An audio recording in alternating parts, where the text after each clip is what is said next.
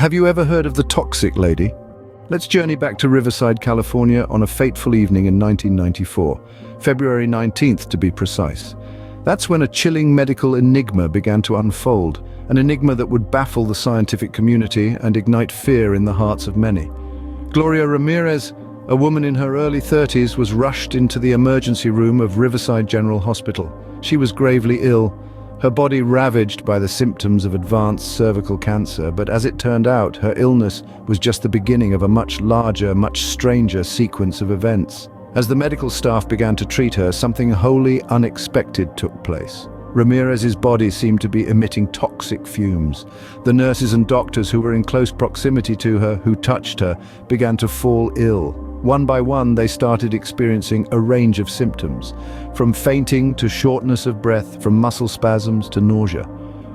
It was as if Ramirez was a source of illness, a human contagion. The situation reached its peak when a nurse named Susan Kane attempted to draw blood from Ramirez. As she did, she noticed a peculiar ammonia-like smell emanating from the blood. Moments later, she fainted. Another doctor attending to Ramirez also passed out.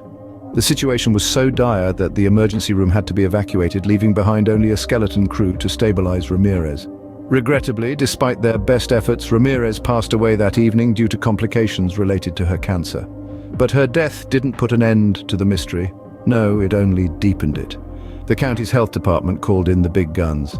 The California Department of Health and Human Services, who assigned two of their finest scientists, Drs. Ana Maria Osorio and Kirsten Waller, to the case. They set about conducting a thorough investigation, interviewing the hospital staff who had been in the ER that night, those who had come into direct contact with Ramirez and experienced a variety of symptoms. In total, 23 people became ill and 5 were hospitalized. The county's health department called in California's Department of Health and Human Services, which put 2 scientists on the case, Drs. Ana Maria Osorio and Kirsten Waller. These 2 intrepid researchers were tasked with deciphering the enigma that had enveloped the Riverside General Hospital.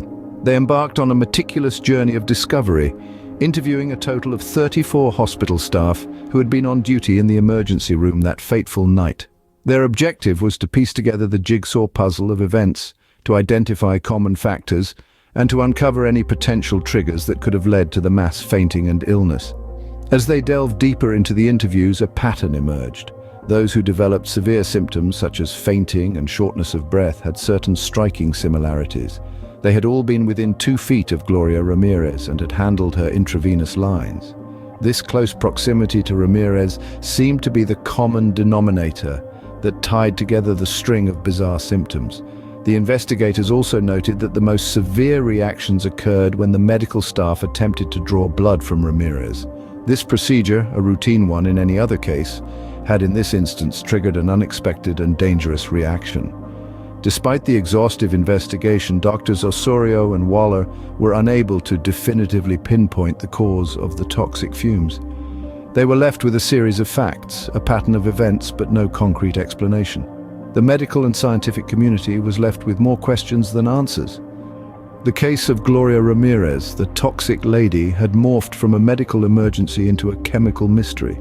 The investigation had raised alarming questions about the potential hazards lurking in the medical field and the safety of healthcare workers who put their lives on the line every day. The story of Gloria Ramirez underscored the intricate interplay between chemistry and medicine, and the potential for unforeseen reactions in the human body. This chilling case left an indelible mark on medical history, serving as a stark reminder of the unknown dangers that may lurk within the human body. But the scientific community needed answers. The quest for the truth had only just begun. What caused this bizarre incident? Several theories emerged. The most prominent theory revolved around Gloria Ramirez's alleged use of a home degreaser as a makeshift pain reliever. This home remedy was said to contain a compound known as dimethyl sulfoxide, or DMSO for short. DMSO is a solvent widely used for its penetrative properties, but when exposed to oxygen, DMSO can undergo a startling transformation. Here's where the science gets a bit tricky. The theory suggests that the DMSO in Ramirez's system could have been converted into a different compound, dimethyl sulfate. This isn't just any compound, though. Dimethyl sulfate is a potent poison gas. So, imagine this scenario. Ramirez, in her pain and desperation, resorts to using a home degreaser containing DMSO. In her body, this DMSO mixes with oxygen, forming dimethyl sulfate. Now, dimethyl sulfate is not something you want to encounter in a closed space. When the medical staff attempted to draw Ramirez's blood, it's possible that this poisonous gas evaporated into the air of the emergency room. This could explain the fainting, the shortness of breath, and the muscle spasms experienced by the hospital staff. But it's important to remember this is just a theory. While it provides a plausible explanation, it is yet to be proven conclusively. It's a complex puzzle, one that blends the fields of medicine and chemistry in ways that are rarely seen. To this day, the exact chemical reactions and the full story of what happened in the Riverside Hospital remain somewhat unclear. The case of Gloria Ramirez is often cited in medical literature as an example of the potential dangers healthcare workers face and the complex interplay between chemistry and medicine. The tale of Gloria Ramirez, the so-called toxic lady, serves as a stark reminder of the mysteries that lie at the intersection of human biology and chemical reactions. It's a haunting illustration of how, even in our modern world, there are still phenomena that can baffle and bewilder even the most seasoned experts.